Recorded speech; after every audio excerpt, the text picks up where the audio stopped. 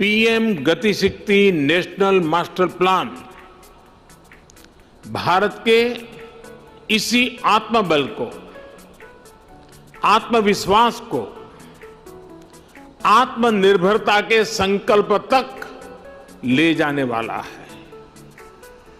ये national master plan 21वीं सदी के भारत को गति शक्ति देगा। नेक्स्ट जनरेशन इंफ्रास्ट्रक्चर और मल्टी मॉडल कनेक्टिविटी को इस नेशनल प्लान से गति शक्ति मिलेगी। गति शक्ति के इस महाअभियान के केंद्र में हैं भारत के लोग, भारत की इंडस्ट्री, भारत का व्यापार जगत, भारत के मैन्युफैक्चरर्स, भारत के किसान, भारत का गांव।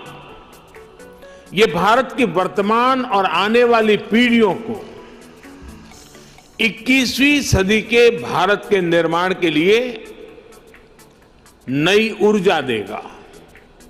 हर जगह नजर आता था work in progress, work in progress, लेकिन वो काम कभी पूरा होगा भी या नहीं, समय पर पूरा होगा या नहीं, ये लेकर कोई विश्वास जनता के मन में नहीं था। वर्क इन प्रोग्रेस का बोर्ड एक तरह से अविश्वास का प्रतीक बन गया था।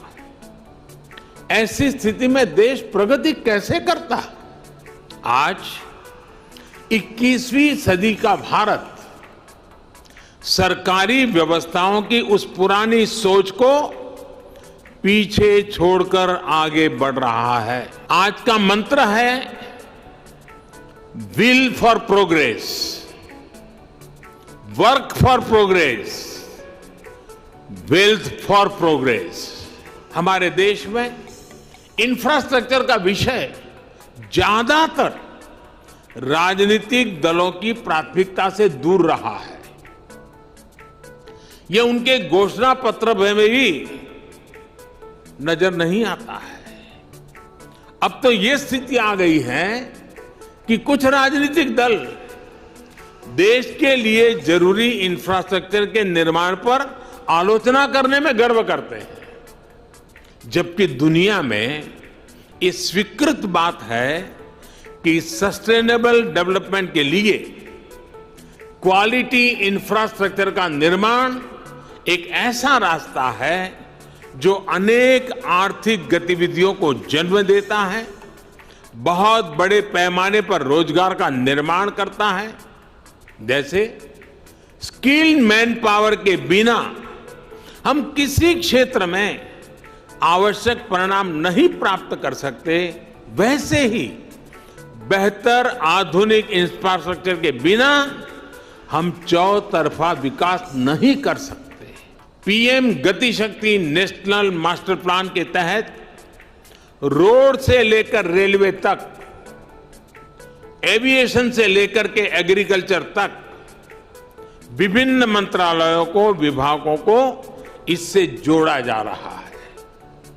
हर बड़े प्रोजेक्ट को, हर डिपार्टमेंट को सही जानकारी, सटीक जानकारी समय पर मिले, इसके लिए टेक्नोलॉजी प्लेटफॉर्म भी तैयार किया गया है।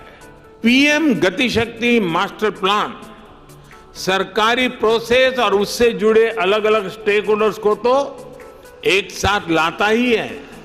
ये ट्रांसपोर्टेशन के अलग अलग मोड्स को आपस में जोड़ने में भी मदद करता है।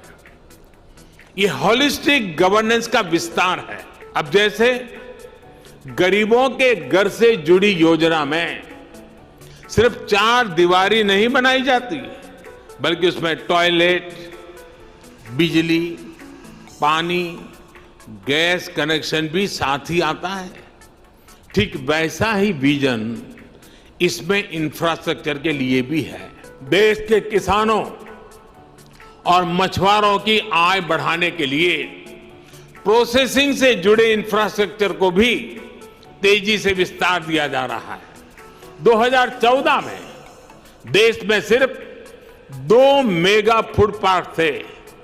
आज देश में 19 मेगा फूड पार्क काम कर रहे हैं। अब इनकी संख्या 40 से अधिक तक पहुंचने का लक्ष्य है।